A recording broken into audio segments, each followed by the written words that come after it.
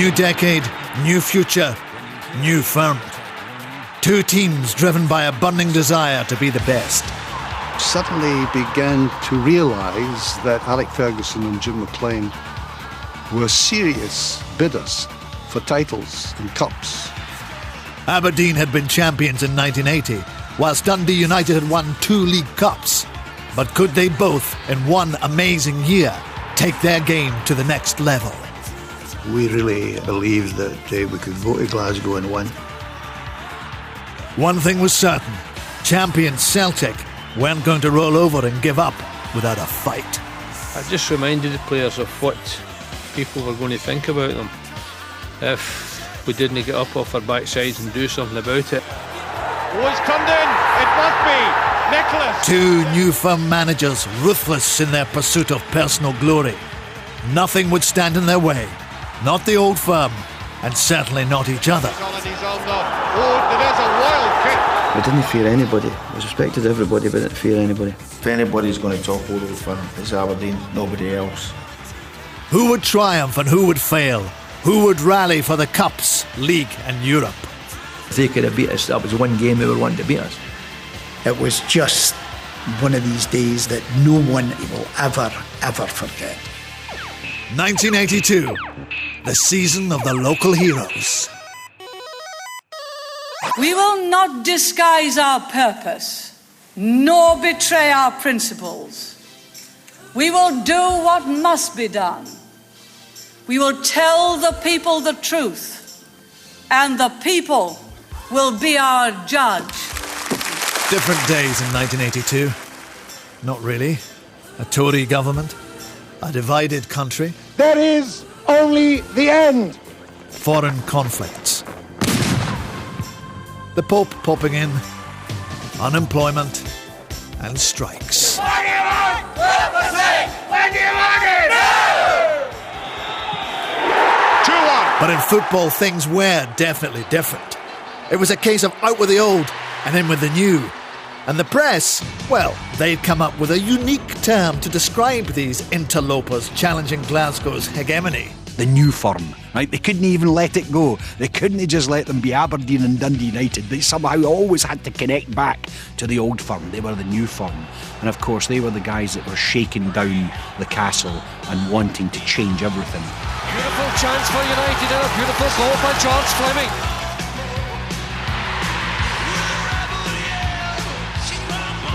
Rashford drops it, Strachan scores. They had a kind of common cause.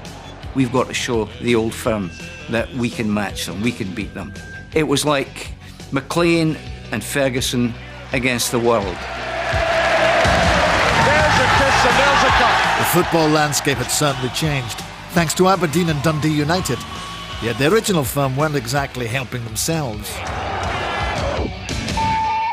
Rangers were finishing 4th and 5th in the league, you know, so in a sense it really was only Celtic that, if you like, were kind of defending the honour of the old firm. Not many people would associate the old firm with honour, but that was how it was.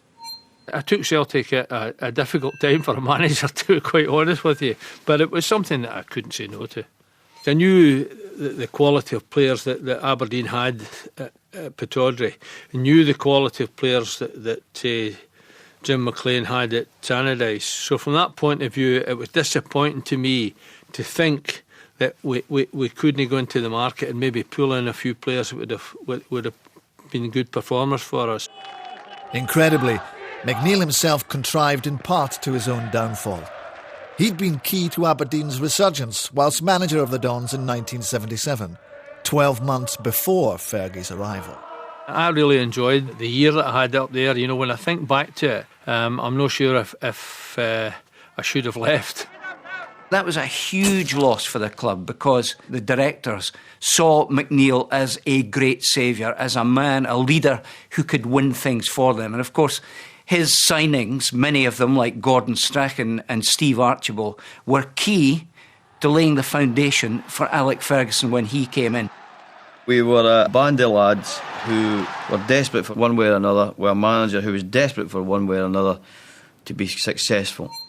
He obviously knew what he had, and he put a lot of belief in a lot of younger players who maybe, well, the vast majority of the managers would never have been able to come anywhere near. He found maybe a devil inside us that we had that he brought out of us. Sometimes it wasn't nice, the devil that he brought out, but it worked. And work it did, as Alex Ferguson and his new team delivered the Dons fans the holy grail of the Scottish League in season 79-80. The hunger has always been there. As a manager, it's been achieved. And maybe the players would tell you, thank goodness I wasn't playing with them. They maybe wouldn't win anything. They had stature at the back, they had flair in midfield, and they had penetration up front. That's exactly the chemistry you need to get success. He actually, in a sense, took apart 100 years of history. I mean, he created a climate in which the Old Firm were scared of them. You know, that's just never been known before.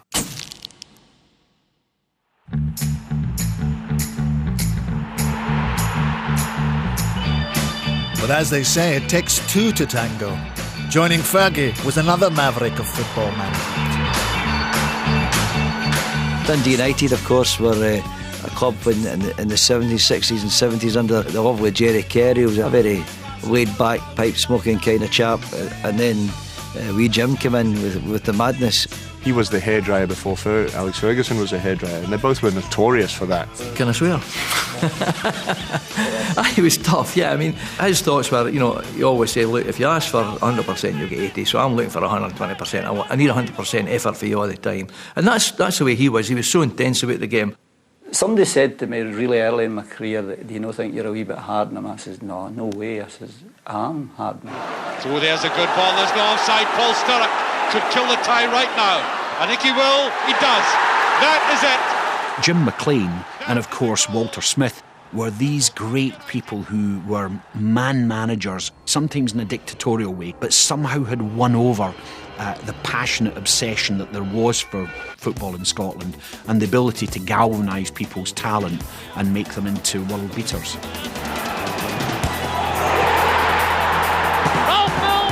The secret was good players.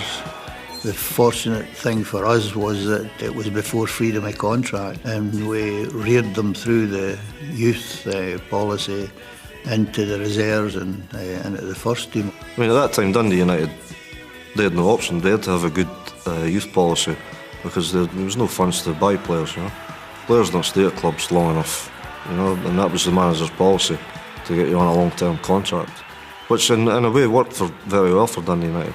I mean, my contract's up next year, 20 year with a 20-year option or something. You saw the talent, but then you didn't appreciate the fact until later just exactly how Jim McLean blended them together. And that was the mark of the genius of Jim McLean. Jim's a very intense person. He's totally devoted to the game. It's a hard job, and I think he appreciates the job I've got. It's hard because it's hard to win things in Scotland against the Old Firm, Our two New Firm protagonists may have been competing for honours as managers, but it wasn't the first time they'd squared up to each other. McLean gets there first, though. It's Jim McLean, Ferguson fighting well. We knew each other because we both played professionally, but the first time that I really met him was I went down to Largs for my second badge for coaching. Unfortunately, I had to room with Alec. And from then on, we definitely were a lot more in touch with each other. He stole all my ideas that day, but he tells you the other story, of course. They were each single-minded.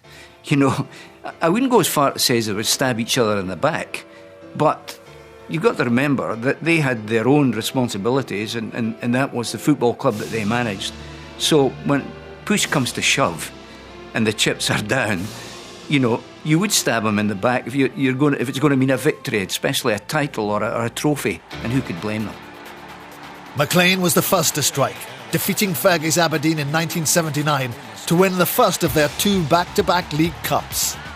That competition between the two of them actually sustained them, and that's what kept them going. That intense personal duel. But since that early success, United seemed destined to play second fiddle to the Dons, who were now firmly cemented as the genuine league and cup contenders. Didn't want anybody to usurp Aberdeen's dominance of the Old Firm. He said, look, if anybody's going to top Old Firm, it's Aberdeen, nobody else. Was season 82-83 going to be different? Fittingly, the campaign kicked off with Aberdeen facing United at Tannadice. And I don't think we could get a more ideal setting for the start of the league championship. The first target was to win the league and then, take the cups as they came, but just to be as successful as we possibly could be. Because we had won the League Cup in 79-80 and obviously the following season, things were taking shape for Dundee United. 2-0 and first blood to Jim McLean's Dundee United. Was this a sign of things to come? Perhaps. Yet no one could have imagined the amazing season about to unfold. I think that they all knew that we were a threat to them, but I don't think they were expecting what was going to happen. There was a hint in the air of Aberdeen going somewhere. Dundee United, where did they come from? The future's bright. The future's tangerine. Dundee was going through the same kind of industrial decline as Glasgow. But it's very quick into new industries, Dundee. I mean, actually, it was the place where quite a lot of the American electronics companies were based. Timex were there. We have our computers built by you here in Dundee because you're the best people, as far as we're aware, to build them. Dundee's a really, really interesting city. I mean, it's actually one of probably Scotland's great undiscovered cities. But it's football and the quality of the football players in there, it's almost second to none. United, it must be remembered, didn't have the resources even of Aberdeen. They were playing to smaller crowds. They were very much the epitome of the provincial club. And of course, they had to divide, if you like, the city of football supporters with Dundee Football Club just up the road. So, a lot of the spotlight was on Aberdeen. It was on the Old Firm. Dundee United were kind of missing out. Jim McLean and his men were determined this season would be different. Obligingly, rivals Aberdeen, unlike the school kids who no longer faced corporal punishment, were being belted in the league. For a moment, I think maybe Cooper wanted a short one, but it is the long one. Then Johnson scored! 1-0. Earl with it, drives it really in. Hegarty is there, tails for a penalty. The facade of New Firm camaraderie was well and truly over. Dundee United heaped further misery upon the Dons by dumping them out of the League Cup. When I get a fixture list, I was looking for that game. Whereas before you looked for Rangers against Celtic, but you were also looking for games involving Dundee United and Aberdeen, especially if they played each other. I don't think that Jim was telling his players that beating Aberdeen was crucial to any prospects they had of success in the league.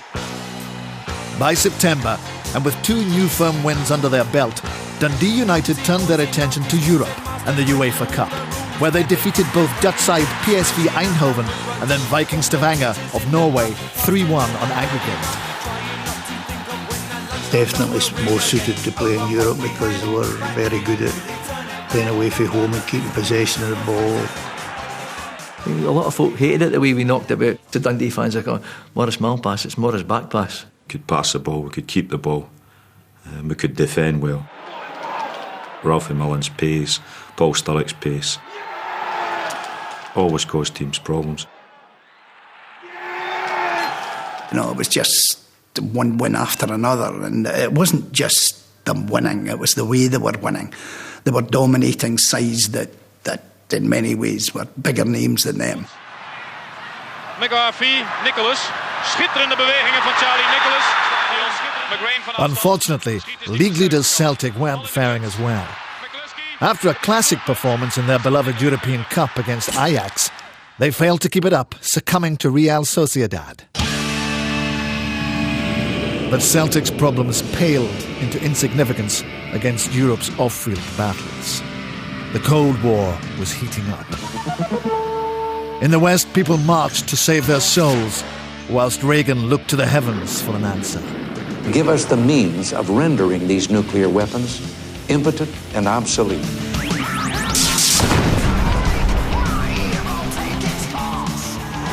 Aberdeen's very own Red Army were putting domestic troubles aside in the European Cup Winners' Cup and were about to experience life firsthand on the other side of the Iron Curtain.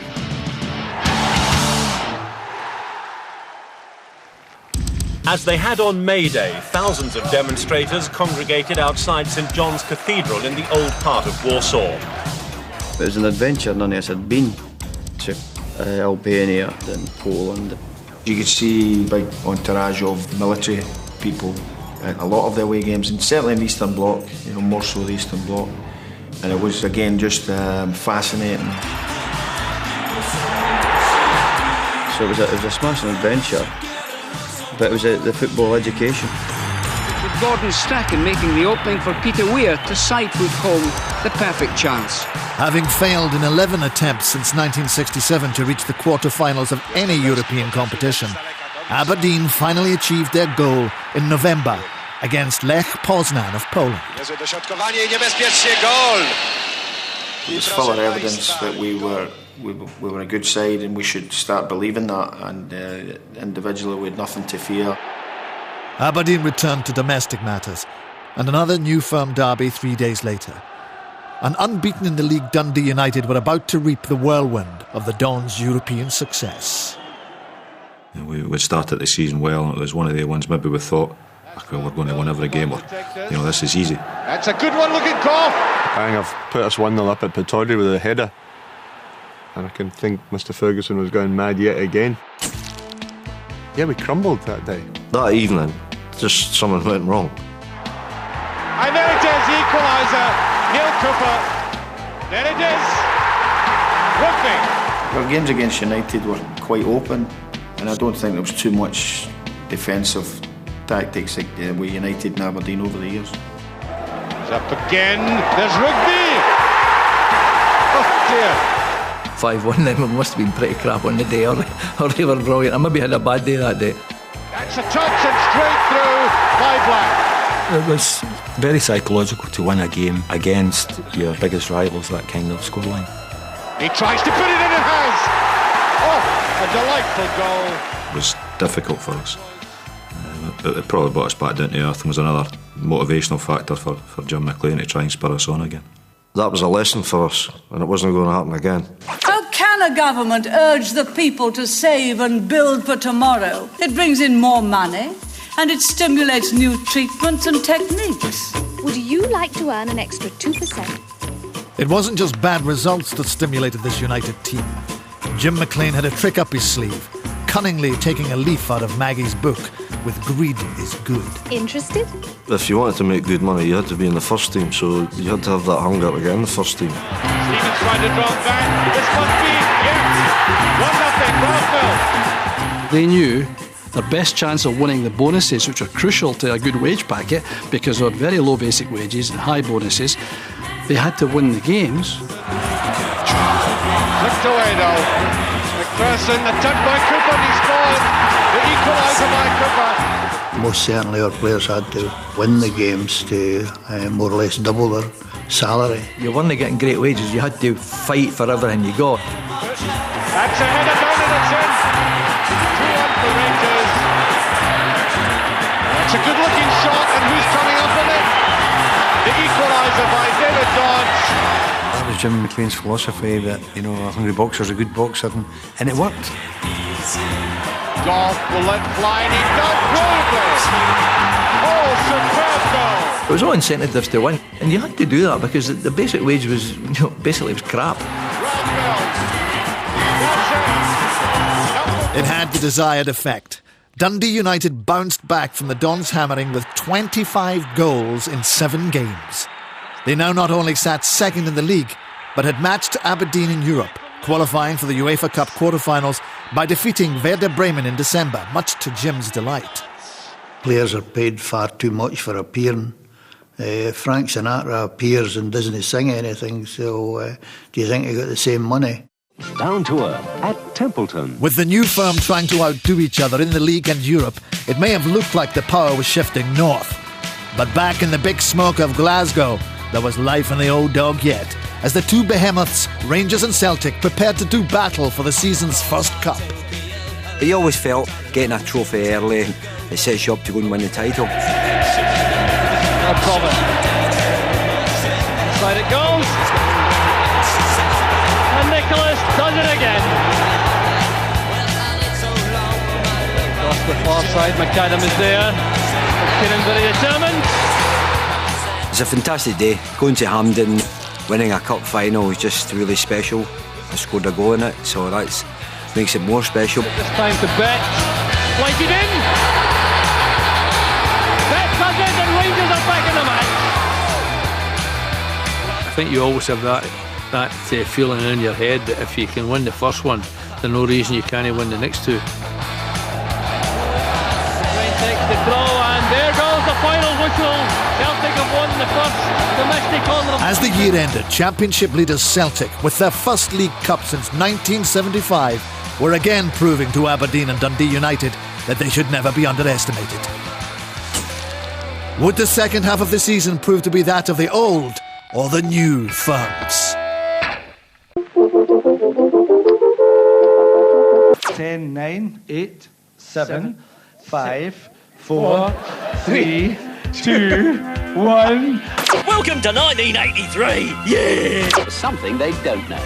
Curry's sale is now on. Save £20 on Philips Colour TV. A Happy New Year. Not for Dundee United. After a successful first half of the season, they were soon coming a cropper, with losses to Aberdeen and Rangers, and subsequently relinquishing second in the league to the Dons. They would go on to top the league by February and remain unbeaten until March. Well, I think we lost the games. It was a bit of here we go, it's another season. We'll finish, third or fourth or something. It was all a case of could Jim McLean get them back on the rails, and that was, that was a big question. McAvenny had a chance on the left. The cup was always one of the things that we thought was our best way of winning silverware. Still McAvenny with McDougall.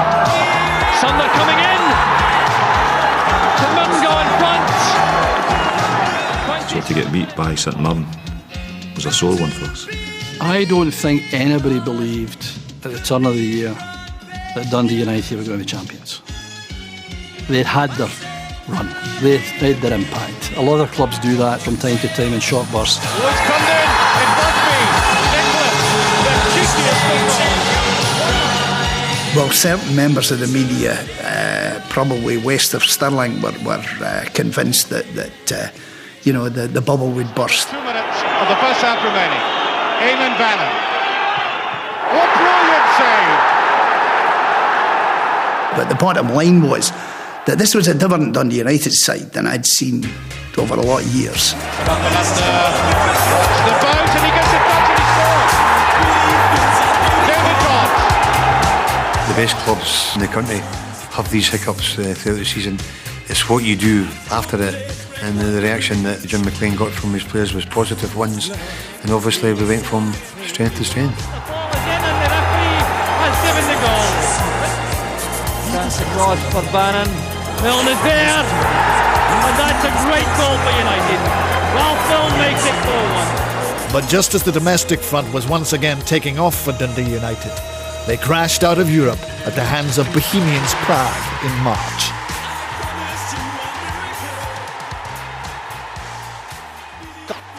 Aberdeen were now Scotland's only representatives in Europe, but having had a relatively easy route to the quarter-finals, they were now about to do battle with German football aristocracy in the shape of Bayern Munich.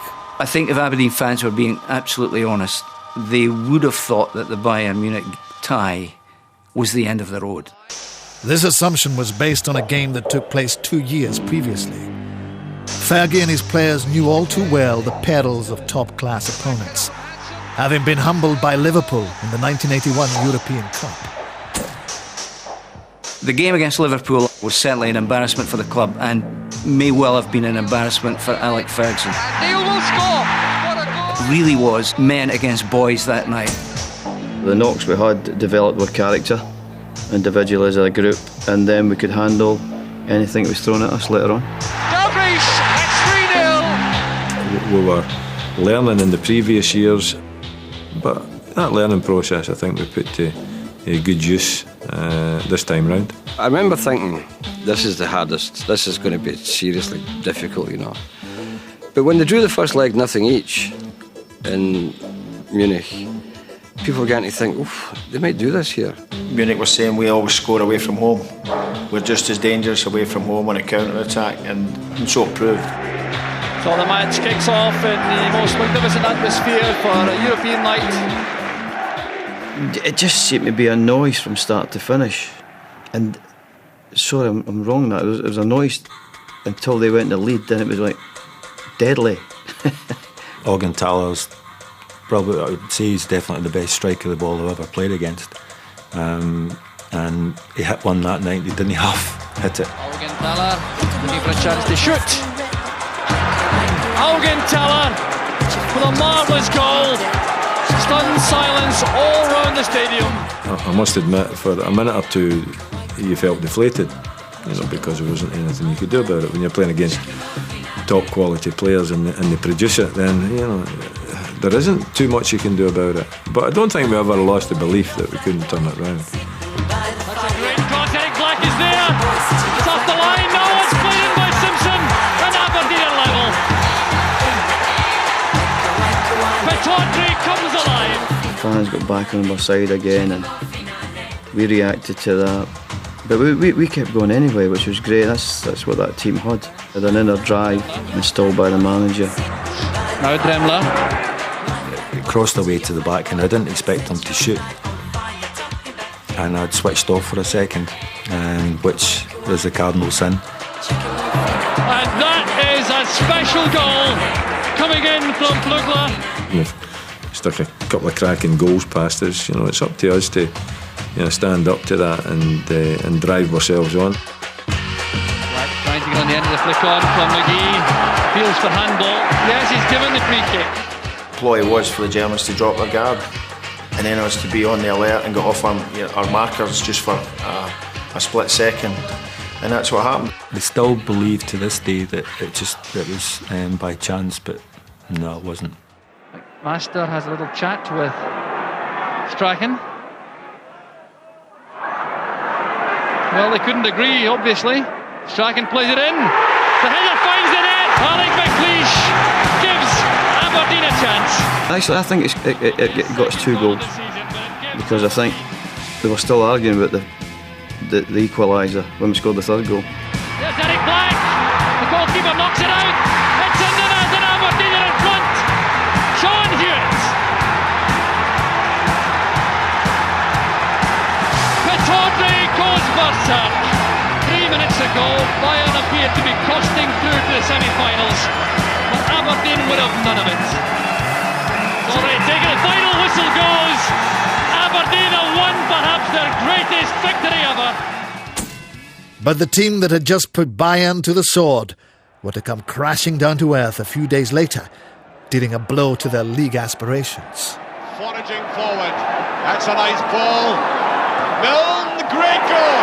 1-0 for Dundee United. It's going a begging. That's the second one. Milne, 2-0.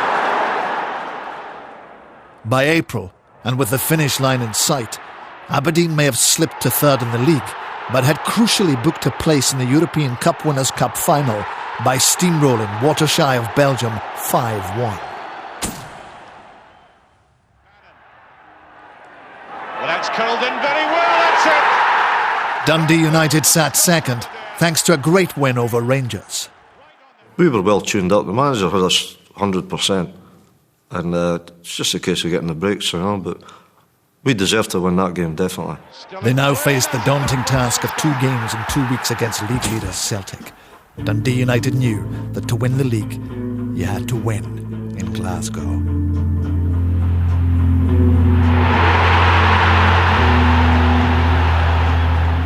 I thought a lot of people wrote us off, 3 points behind. I don't know how many games, 5 or 6 games to go, something like that. And people were saying, no chance.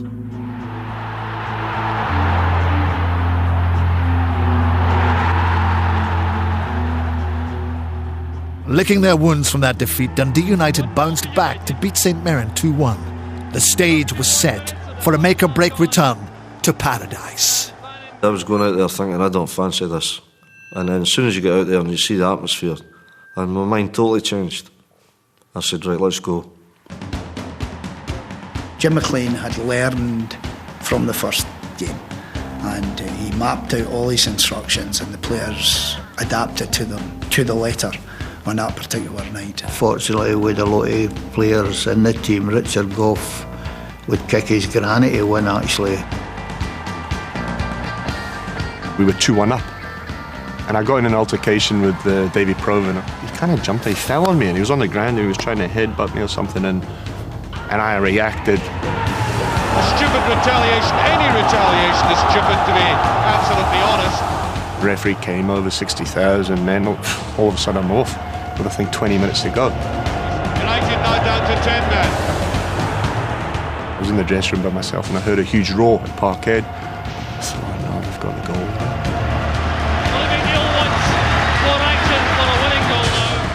You still want to go and get victory, because that victory would have probably punished them and put them out of any chance of winning. I liked bad losers because at the end of the day you knew that you were going to get 100% from the players, and we had a lot of bad losers, and that was a big advantage to us. That's the things that, you know, make or break you, and to do what we did, you know, with 10 men on their home patch is a tall order. Typical Celtic teams want to go forward all the time, and then maybe 89th minute it was Ralph Milne nicked a winner. Went straight over the top of Barty Bonner. The whole stadium went deadly silent. It was like there was nobody watching there. Alec Ferguson said to me one time, "We need you, you need me." I says, "What do we need you for?" He says, "We need you to beat Rangers and Celtic, and you need me to us to beat Rangers and Celtic." And he was 100% right. When the people who are chasing the league title with you beat you at home, it's a disaster. Kick taken by McMaster. Rugby's up. A chance for McGee. With Alex Ferguson's words ringing in Jim McLean's ears, Aberdeen followed up United's great win with their own defeat of Celtic. Oh, Sturrock, and that's it. 3 further wins would see Dundee United sitting atop of the league for the first time that season by 1 solitary point. But before the league could come to its dramatic conclusion, there was the small matter of a European Cup Winners' Cup final in Gothenburg.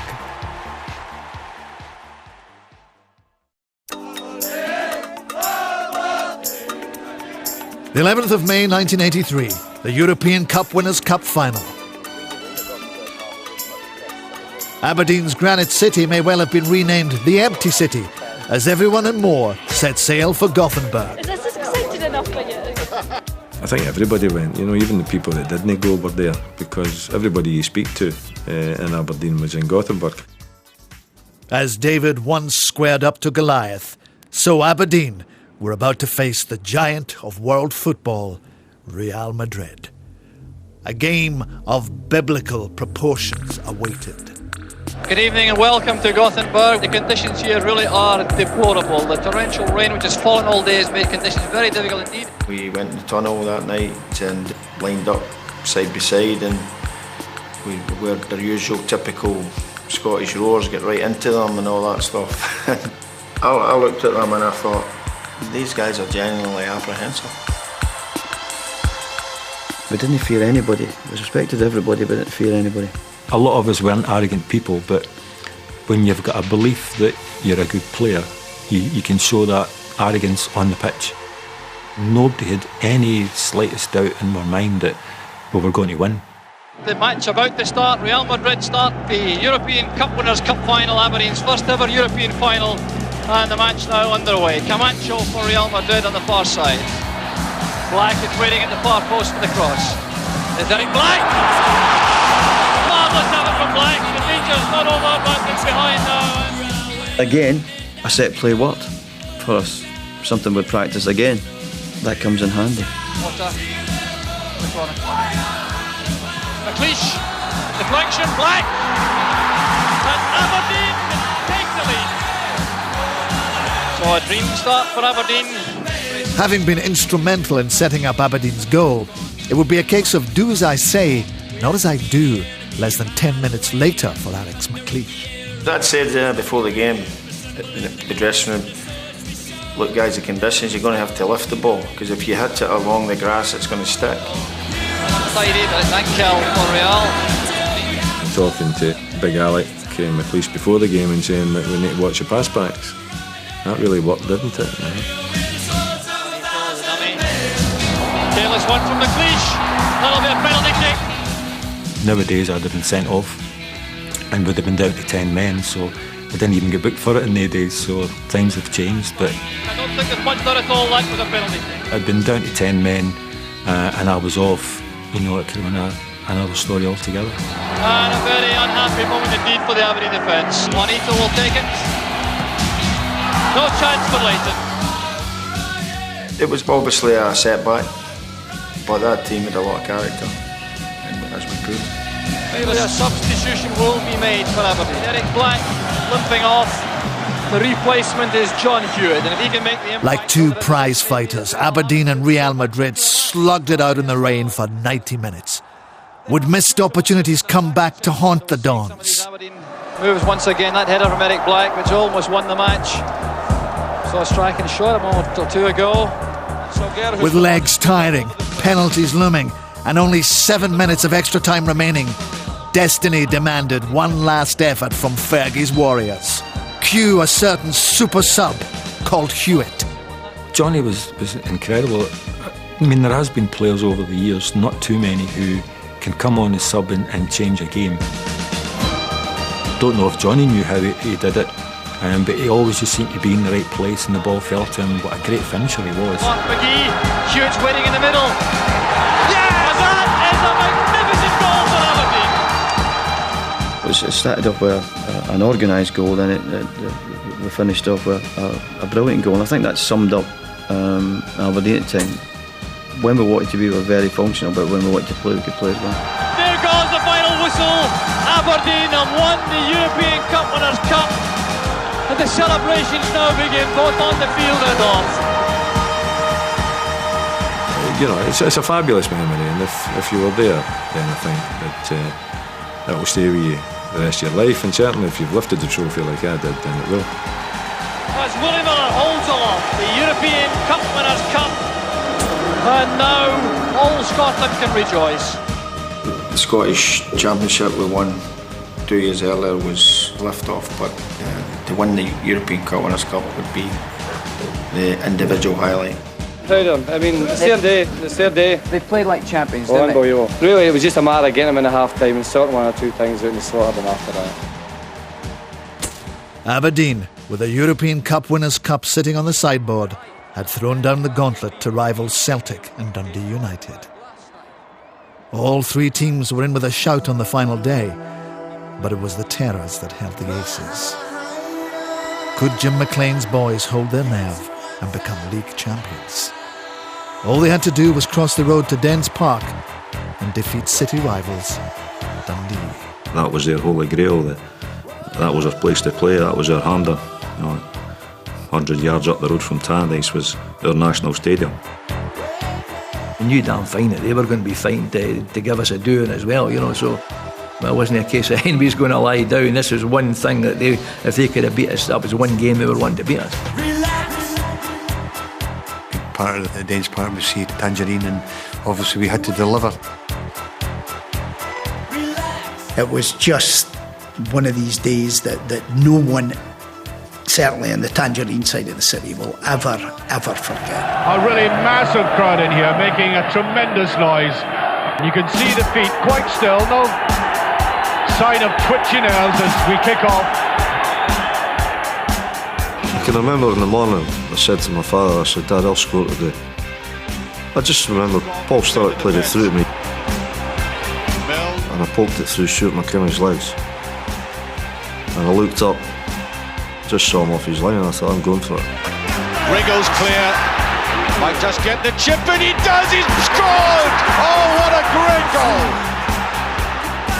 Ralphie Milne's superb goal after 4 minutes gave United a dream start from where they went on to boss the game. Sturrock nearly goes down, penalty kick. Down against Kelly. He saved it. That's it though. I made a belief that I would not score at 2-0 up. I could shut up shop and win the game. With United 2-0 up, rival Celtic's league challenge was looking all but over at Ibrox. So then there's a flick and it's a goal. Cooper will claim the crown. 16 minutes gone. Got down chance for McKinnon. It was deflected. It's a goal. McKinnon's shot deflected by Clark. 2-0, 23 minutes. The light blues of Rangers may have been helping United, but the dark blues of Dundee weren't about to do the same. He's done it. 2-1. 28 minutes of the first half gone, and Dundee's certainly back in business. Derek again. And there goes the half-time whistle. As I said, Jim McLean had said before the game, he's not going to tell us anything about the score from the other game. It was vital that we concentrated on what we were doing, and they got the right result. Someone shouts, yes, Rangers are up 2-0, so we're all like that. Fucking brilliant, you know. well, as we start the second half, they must realise that with Rangers 2 up at half-time at Ibrox, that the championship is even nearer, and I wonder if that has got through to the players. That was probably the time I really felt, by the way, we could win today. We could win the league today. That's probably the time I've actually said to myself, oh. Rangers 2 ahead. But the champs Celtic weren't quite ready to abdicate their league throne just yet. Referee indicating a penalty, I think, for that challenge. I just reminded the players of what people were going to think about them if we didn't get up off our backsides and do something about it. 2-1. All to their credit, they got up off their backsides and they did something quite spectacular. Back header, it's in. McAdam scores. 2-2. McCarthy, goal. Celtic lead 3-2. Rangers 2, Celtic 4. Sinclair. The last half hour was just hard going because the old clock in the corner at Dens Park, I think most of the players thought it stood still. It was tough. Sturrock turns superbly. Bannon inside. Yes, Sturrock, will he get the touch? Very nerve-wracking. It would have been easier to be on the park rather than off the park at that time. Kept shouting to the dugout, how long, come on, and nobody was shouting to me, and I'm like, oh no, this game's never going to finish here. I can remember Hennings turning around shouting to somebody, how long is left, and the clock's right behind them. Great big clock. About 40 seconds remaining. I don't think a particularly great game that day, but he's bothered. Eyes on the referee, it's gone, that's it, the finish. United have done it for the first time in their history.